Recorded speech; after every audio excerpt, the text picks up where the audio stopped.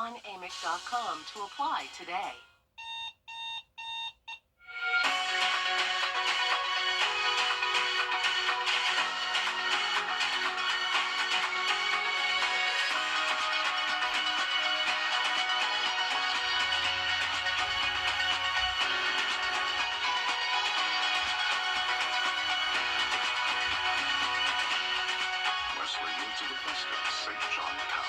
Take us your home, and we'll make your day every day. Something about the morning, they should be the food now. You know that I love you. Good morning, Augusta. Let's see where it takes us. Good morning, Augusta. Book direct flights to Washington, D.C. at flyags.com. The Live 5 for 6 Skyview Network, sponsored by Terry Lambert Hyundai.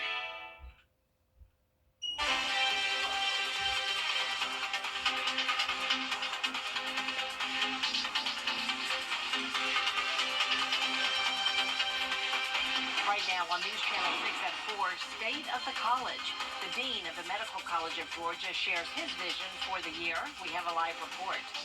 Plus, the maternal mortality rate is rising, especially in women of color, when Georgia lawmakers are proposing to help lower the numbers. And preparing students for the workforce. A look at one Columbia County program and what it offers as your News at 4 starts now. Live from Television Park, this is WJBF News Channel 6 at 4.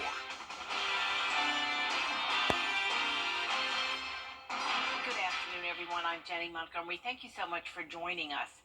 Coverage you can count on begins with health care from home. That was a major focus of MCG's annual State of the College address today. News Channel 6's Bria Smith is live now at MCG with more. Bria?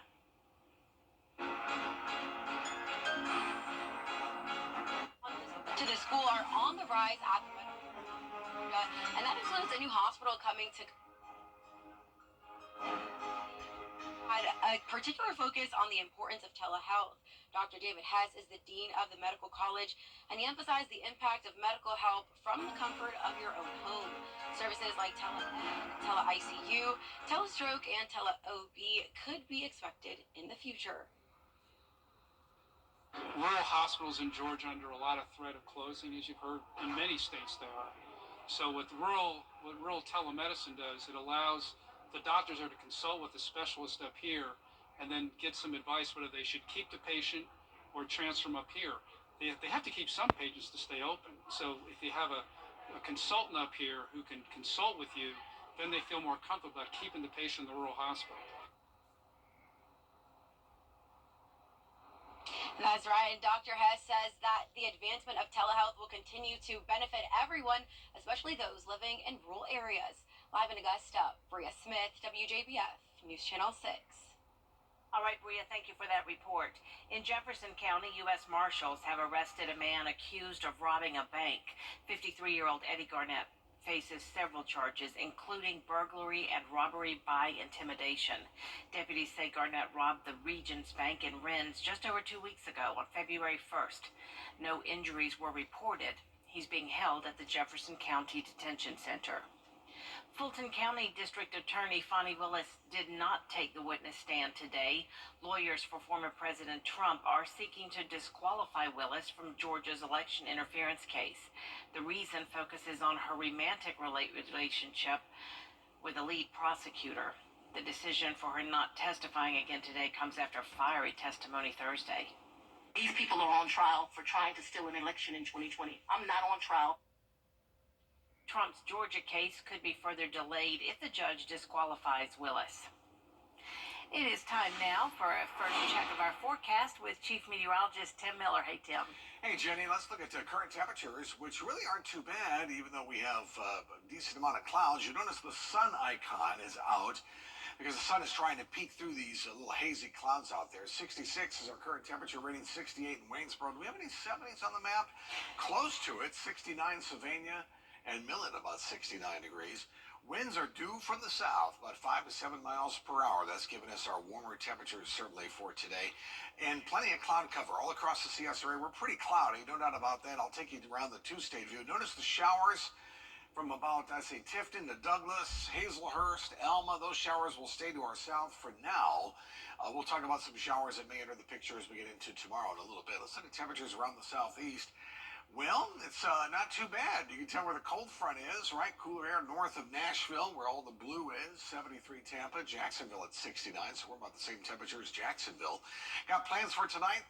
How about low 60s to start? You'll notice don't have any rain here. Plenty of clouds. Temperatures will hold in the upper 50s thanks to the cloud cover. Tomorrow, Saturday, well, they're going to start off cloudy, and I'm going to throw in a shower chance from about noon to 6 o'clock. But I will tell you that for the most part, I think we're going to remain dry, and temperatures once again in the low 60s. So it's a dreary start to President's Day, but it will end fairly nicely when it talks about Monday coming around. We'll talk more about that in your forecast in just a few minutes, Jenny. All right, we appreciate it, Tim. A public visitation will be held tonight for former U.S. Attorney and State Senator Ed Tarver. The 64-year-old died last week following complications from a surgery back in December. Tonight's visitation is from 7:30 to 8:30 at Mays Funeral Home in Augusta. The funeral is tomorrow at 2 p.m. at the Gilbert Lambeth Chapel on the Payne College campus. A push to reduce maternal mortality rates in Georgia takes priority with state leaders. Health data shows Georgia's maternal mortality rate is among the worst in the country, with 33 deaths for every 100,000 live births. Stats show black women are 3 times more likely to die from pregnancy-related conditions than white women. Lawmakers say health care needs to be expanded to include more OBGYN doctors. We'd like to have more funding. We definitely need more individuals that want to do that type of work. And there is a workforce challenge for every scope of work in the medical field, whether it be nurses or doctors or practitioners that do some of those technical services. Advocates and state lawmakers say many of the deaths are preventable and solutions should include expanding Medicaid. Columbia County High School students competing in a district-wide competition this morning at the Sheriff's Office. Hannah Latier was there. It's the county's 4th annual Career, Technical, and Agricultural Education Showcase, where students get to show off their skills and compete to win big prizes. Professionals from 16 different occupations were the judges for hundreds of students from every high school in the district. It's described as a reverse career fair. Students display their skills for potential recruiters instead of the other way around. At the end of the day, winning teams got prizes and awards, and one lucky student received a $1,000 scholarship. It also enriches their learning because they're actually participating hands-on experience with industry professionals. And then we really hope that it's going to inspire them to do something even more in these areas in their future. This is something the county plans on doing for years into the future, and leaders want to make it even more engaging for the students next year. In Columbia County, Hannah Latier, WJBF News Channel 6. This weekend, an Augusta woman is receiving a tremendous honor from President Joe Biden. Dr. Ebony Brown founded Brown Girls Code in 2019. It helps expose girls of color to STEM-based fields and coding. The program has expanded and trains young girls across 26 states with plans to expand internationally. Brown's work has caught the attention of the White House. Tomorrow, she'll be receiving the Presidential Lifetime Achievement Award. I'm very grateful because I do know a lot of folks that are working in the community tirelessly. Sometimes they don't get, recognized for what they're doing, but they do it out of love and out of passion, which is what I do as well. Dr. Brown will receive her award tomorrow in Atlanta during a special ceremony. To learn more about her program, visit browngirlscode.org. A big portion of the Augusta Canal is closed for several weeks for routine maintenance and cleanup. It's along the towpath trail from the pumping station to the I-20 bridge.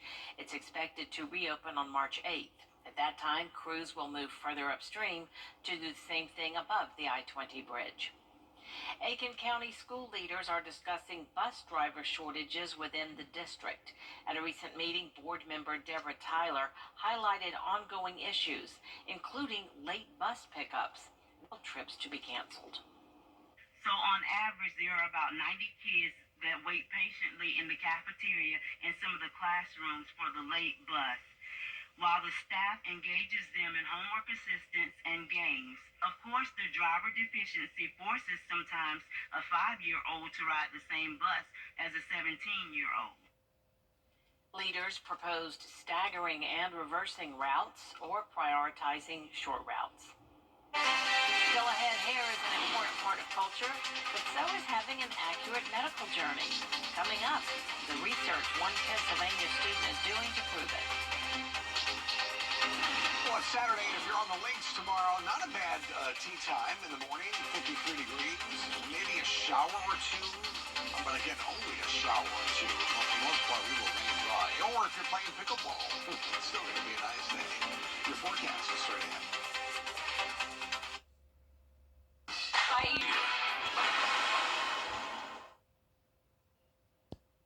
Welcome back, everyone. It's not often that hair is the focus of research in the field of radiology, but one young medical student has teamed up with her professor to educate folks on an important topic. Here's Danny New. I think you're wrong. Really? In medical school, it's not always easy for the students to challenge their teachers. I was very, very intimidated when he first presented this project and told me to teach other physicians. Okay, so what are we looking at here? But it's a little easier when you have a professor working alongside you. For Temple University medical student Angela Udongwo, this 3-year educational journey started when she met radiologist Dr. Hillel Moreski, and he asked her a seemingly random question about her hair. So I was saying, Angela, those box braids. And she said, how do you know what that is? That's when Dr. Moreski revealed that he had been working on a little research project, originally just to educate himself.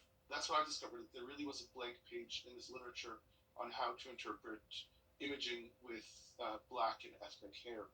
Braids, Yes. twist, and locks. Basically, Dr. Moreski found that folks with braids could often get misdiagnosed with diseases or have costly imaging ordered because their hair could create some sort of illusion called an artifact on scans. When I met him, he taught me, and I was like, oh, this is a huge issue.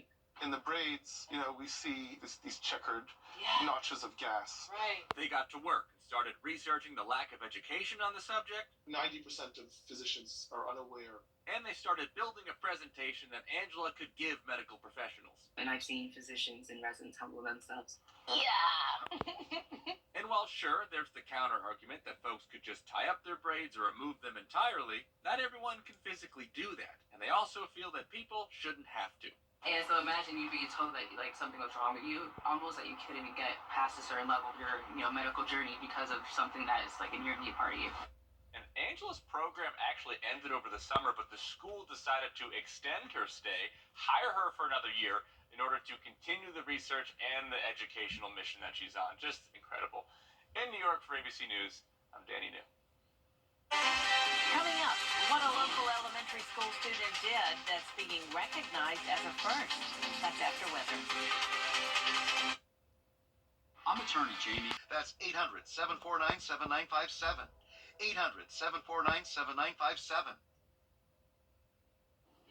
Now, your most accurate forecast with WJBF Live 5 for 6. Well, let's take a look outside this afternoon, and it is cloudy, and it looks like it's going to rain at any second, doesn't it? But no, the bark is worse than the bite here, as we're going to be just remaining cloudy.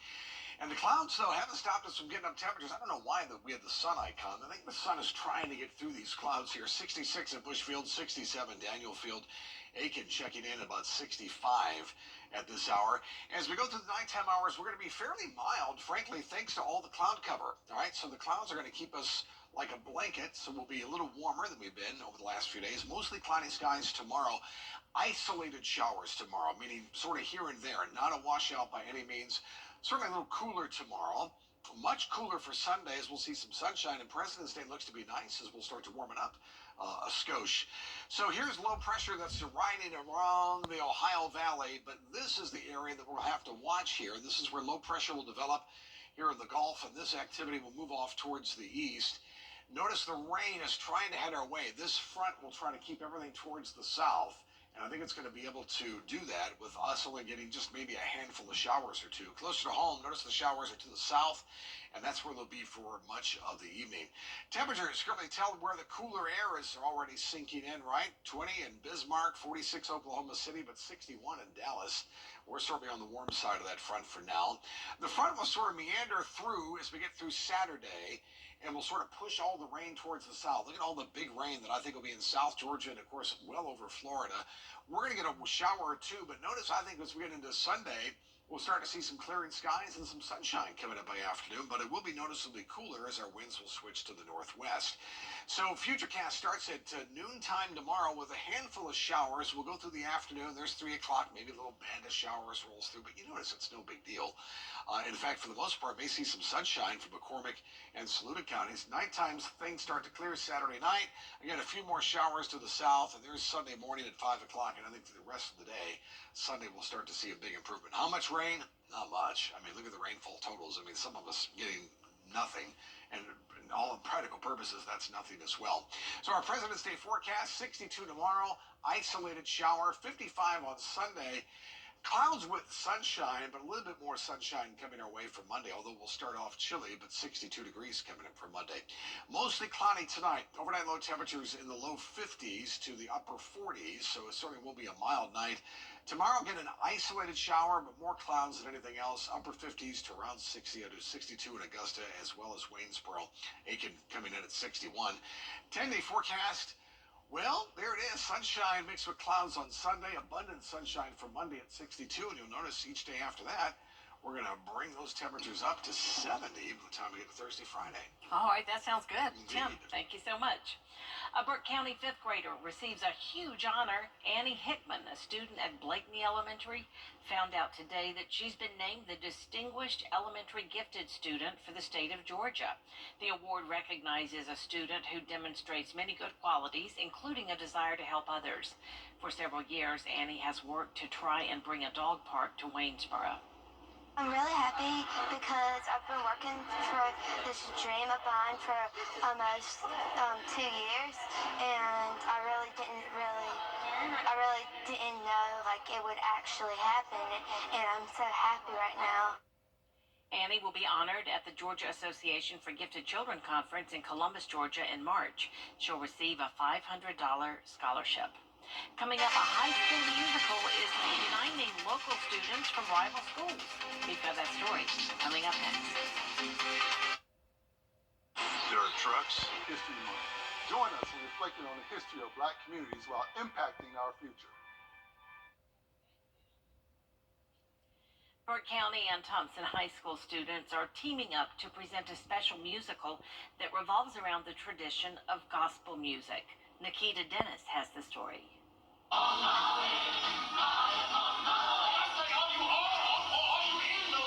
When we come into our rehearsals, we don't just teach them songs, but we teach them what they are singing. Believe what they're singing, because songs do have a message behind it. As the Burke County and Thompson High School choirs got together and rehearsed a once-in-a-lifetime musical, they're preparing to tell the story of Violet. Violet is the story of a young girl who has received a disfiguring scar as a child that is permanent, and she is on a cross-country journey to have that fixed by a televangelist in Oklahoma. She starts in North Carolina, she's on her way to Oklahoma, and along the way she meets several people who sort of impact her view of herself, and ultimately she ends up in Oklahoma where she meets a preacher and a gospel choir. I've just been so grateful to be a part of this experience because I feel like every day I come to practice, I'm learning something new about myself. Performances begins in March, and directors hope that people learn the tradition of gospel music and its genre by watching it. So what you would hear Saturday nights in the clubs in the old 1950s, 1960s, you would hear early Sunday morning as soon as they came in. And so it's one beautiful thing to learn because, again, we have to understand the tradition of music and how it evolved around the church and how it came from the church to what it is today.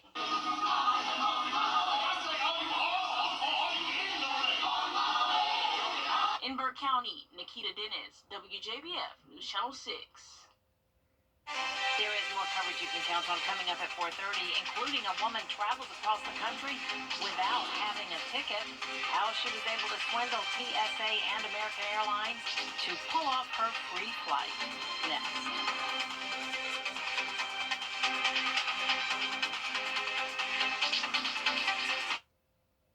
I'm Samantha. And I'm Savannah. And we're actual clients of Austin Jackson. A girl ran a red light. The tractor trailer was right beside us, so they hit her, causing her to hit us. We rolled 4 times down Washington Road. Her injuries were extensive, and we really needed not just prompt care, but a continued care plan. Once we met with Austin, I felt really sure that we were going to get taken care of. It was definitely nice knowing that we had someone we could trust, working on our case, taking care of things, and explaining every step of the way.